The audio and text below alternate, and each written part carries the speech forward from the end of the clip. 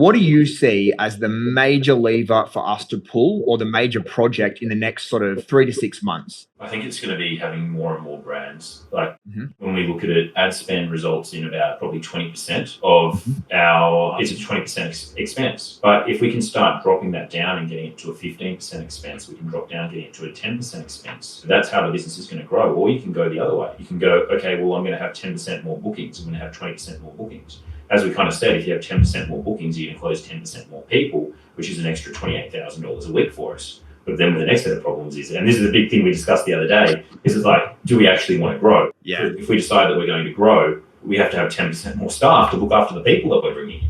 Well, this is the thing. It's funny, like Andrew and I were on a call last night, and Andrew in particular was speaking to our CEO, Cherie, and the conversation topic you would probably consider to be a little bit bizarre, but this is what happens, right? So we'd had our best ever week where in Australia, we sold about 273K, I believe it was. And then the UK had about an extra 12 on top of that. And basically, we kind of had to say, well, I mean, could we actually afford to do this every week? Because if we do, we'd have to recommit to another level of business size. So we'd have to go in and hire more staff. And you have to make a decision. How much are we going to spend on ads? What's the size that we want the business to be? And how profitable are we? Sometimes you want to grow. Sometimes you want to consolidate and build efficiencies. And, you know, we kind of have been really comfortable lately in that efficiency and consolidation phase, but it's like we can't help ourselves right now. With all these new brands coming in, the growth has just continued regardless, right? Yeah. It's not a real problem, is it?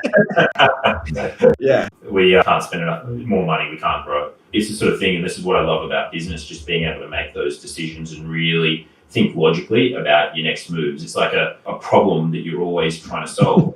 There's a double-edged sword here, because it's like, okay, there have been times where we haven't made as many sales and we haven't been happy with our performance. We've seen the weeks where we've hit 3 to 1 ROI and been super, super frustrated with it, because obviously in that week we break even. On the plus side, you get a 6 to 1 ROI and like,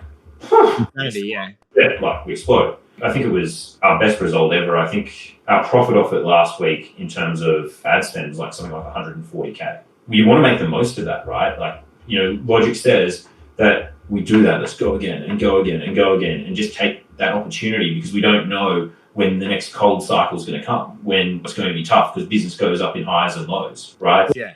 So like the leads are super cheap at the moment. The teams are firing, the sales team's on fire. Do we just keep on going as much as we can and take that and let the team deal with it? Because they're going to be over capacity. It's going to frustrate the team. It's not going to be the best culture if everyone's working 45, 50 hours a week to keep up with their work, right?